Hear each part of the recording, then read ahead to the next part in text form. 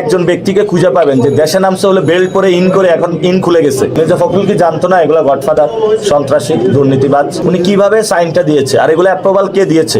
একজন প্রার্থী বলেছেন যে 40 লাখ বোরকা নাকি অর্ডার দেওয়া হয়েছে।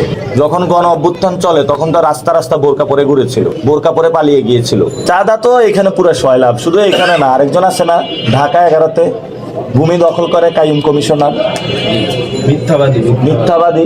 আরেকটা আছে খোকাপুত্র ইশরাক জমিদার।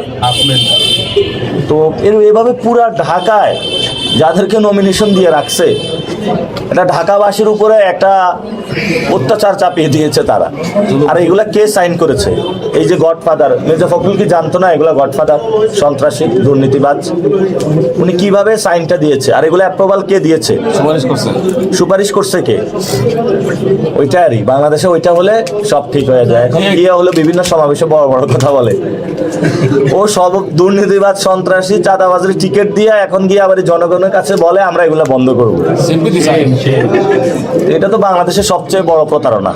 এজন্য আমি বলেছিলাম দুর্নীতি, সন্ত্রাস, চাঁদাবাজি যারা এই বাংলাদেশে, এগুলার যদি গডফাদার খুঁজতে যান তাহলে একজন ব্যক্তিকে খুঁজে পাবেন যে দেশে নামছে হলে বেল্ট পরে ইন করে এখন ইন খুলে গেছে। এখন জনগণের কাছে গেছে, তো জনগণকে ফেস করুক তারা, ইনশাল্লাহ বাংলাদেশে পরিবর্তন হবে। এবং আমরা সবাইকে আহ্বান জানিয়েছি, ভোট দিবে না, ভোট রক্ষা করে আসবে, যাতে হলো ভোটটা কেউ দখল করে না নিয়ে যেতে পারে।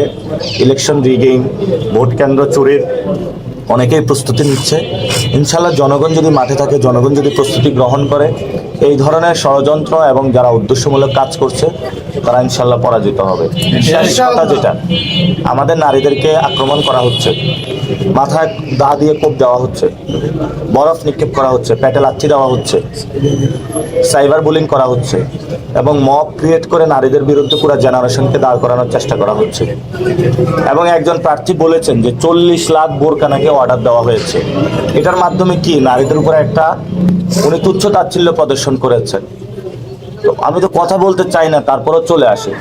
যখন গণ অভ্যুত্থান চলে তখন তো রাস্তা রাস্তা বোরকা পরে ঘুরেছিল, দেখা যায় নাই তো, বোরকা পরে পালিয়ে গিয়েছিল।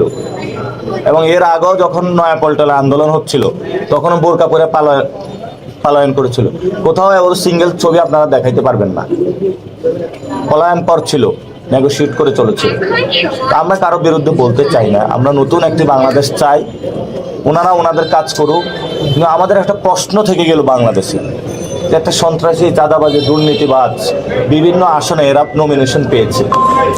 এটা কেমন বাংলাদেশ পাইলাম আমরা? এটা তো বাংলাদেশটা সঠিক জায়গায় গেল না। এরা যদি পার্লামেন্টে যায় আমাদের তো কোনো কিছু এরা ঠিক রাখবে না। তো আমরা নতুন বাংলাদেশ চাই, ইনশাল্লাহ পরিবর্তন হবে।